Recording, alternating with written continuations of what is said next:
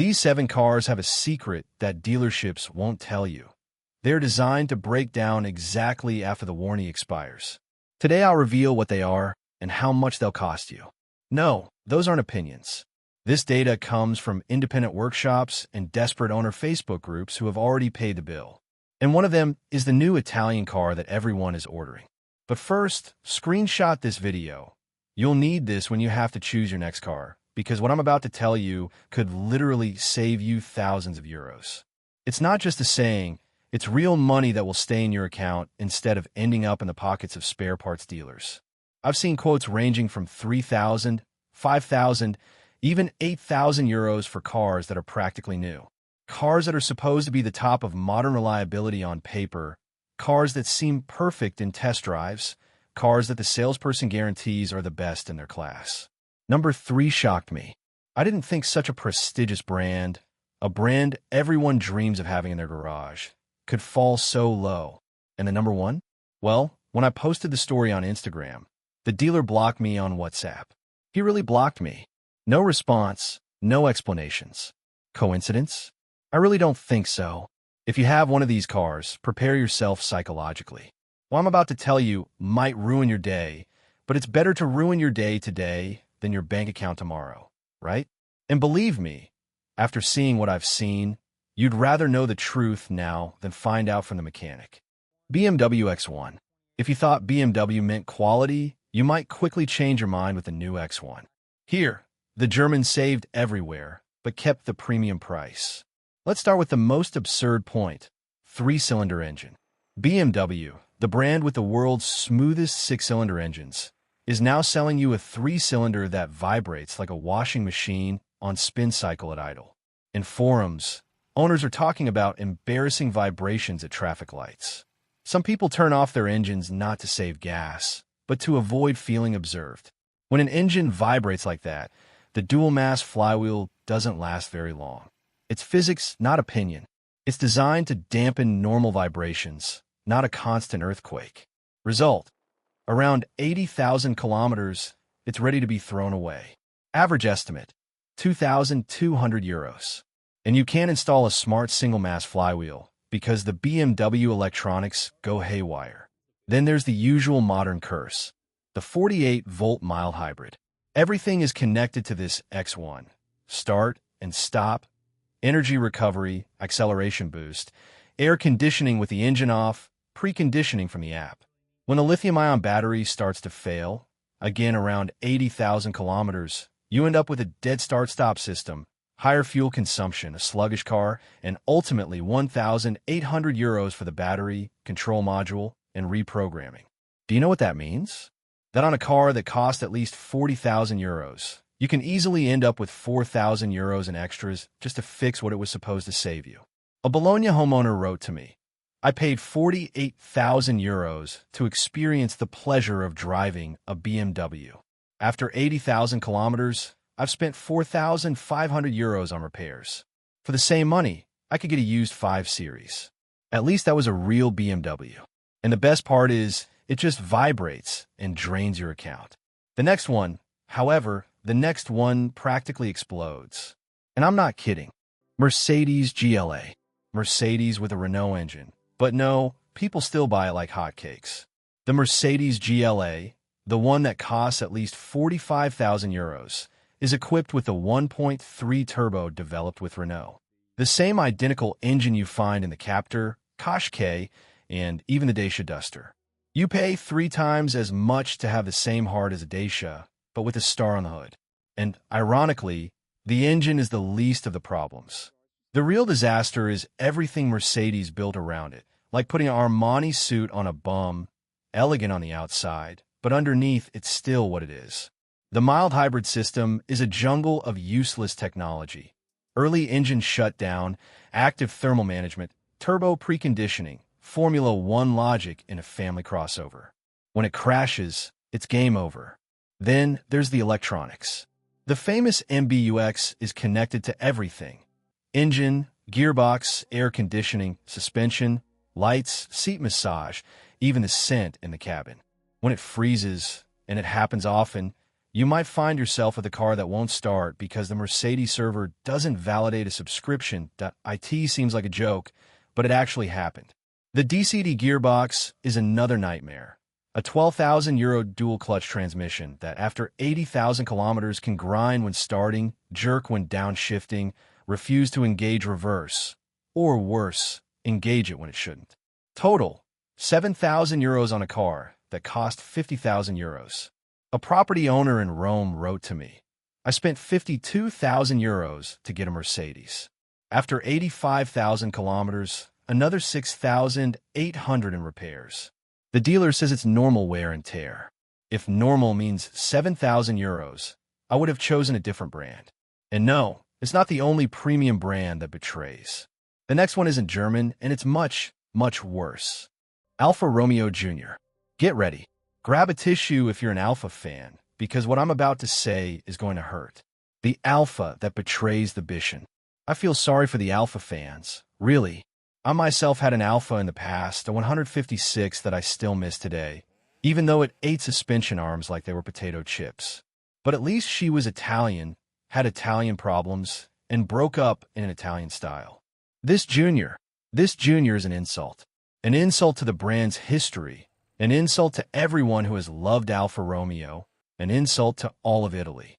It's a Peugeot 2008 disguised as an Alfa Romeo, sold at the price of an Alfa Romeo with the problems of a Peugeot multiplied by 3. It's like buying a Rolex and discovering there's a Casio movement inside. But at least the Casio works. Not this. The Stellantis CMP platform is the base. The same one as the Peugeot 2008, the Opel Corsa, the DS3 Crossback, the Fiat 600, and the Jeep Avenger. They're all the same. Stellantis made the most blatant copy-paste in history. It's like those school assignments where you just change the name, but the teacher notices. The only difference is that here we're the professors, and we pay €30,000 for the privilege of being made fun of. The mild hybrid system is the same disaster as in the Jeep Avenger, but it costs 30% more to repair. Why? Because it's an Alfa Romeo, baby. You're paying for the brand. The software is full of bugs like a forest in summer. The car goes into protection for everything. It's too hot, protection. It's too cold, protection. It's raining, take shelter. It's sunny, protect yourself. Breathe, protection. But you know what the real problem is? They wanted to make it sporty. They put in stiffer suspension, more aggressive software, and more high-performance components. The result? Everything breaks sooner and costs more. It's like putting a turbo on a Panda and then being surprised when the engine explodes. And you know what the worst part is? They're selling it. Fiat 600. Let's start gently. €2,800 in damages. Yes, I said only €2,800, because compared to what you'll see later, this is just a pittance. The new Fiat 600, the one with the emotional commercials, the return of the legend, the advertising with Bocelli, is actually only Italian in price, because under the bodywork, it's as French as a baguette under the Eiffel Tower. Stellantis CMP platform, the same as the Peugeot 2008, Opel Corsa, DS3, and Jeep Avenger. A copy-paste with the logo changed. Its Achilles heel is the 48-volt mild hybrid system. After 70,000 kilometers, it starts acting up. The integrated starter alternator, which is supposed to save you fuel on paper, costs €1,400. Just the piece. There is no compatible part. It's a proprietary Stellantis component. Either you pay or you walk. Then there's the skilled labor, official diagnoses, Stellantis software, a €5,000 annual license, and procedures that change every few months are required. Result: €2,000 worth of work if everything goes well. And it's not over. The 48-volt battery often conflicts with the main control unit. It's like trying to make Windows talk to Mac OS. They don't understand each other. Reprogramming costs another €800, and in 30% of cases, the problem returns within a few weeks. The paradox? Fiat advertises it as the people's car. It's a shame that the average person can hardly afford maintenance costs like those of Mercedes S-Class, because between parts and labor, you spend like you have a premium car, but without actually owning one. Owners on forums are already on alert. It starts and stops dead after a few months. Fuel consumption skyrockets by 30%. Random warning lights, hysterical ecus. And the dealer's response is, it's normal. It's the hybrid system settling. Adjustments on a new €28,000 car? And trust me, compared to what comes next, this is really just an appetizer. Range Rover Evoque. This is what really shocked me.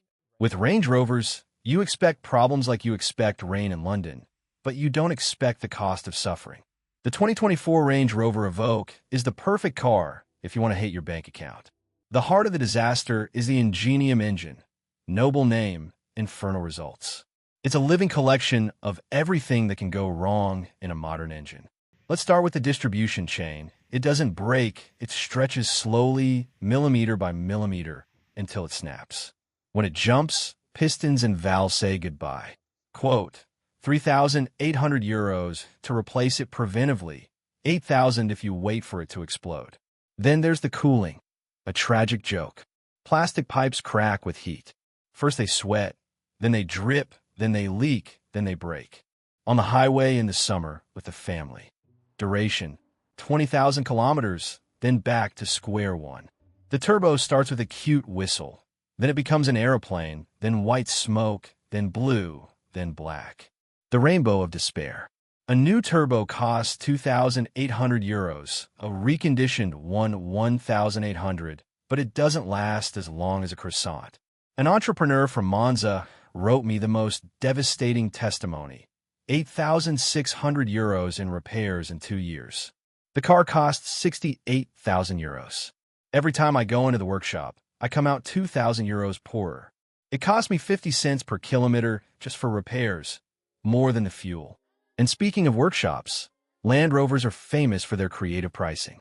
Diagnosis, €180. 1 hour of labor, €120.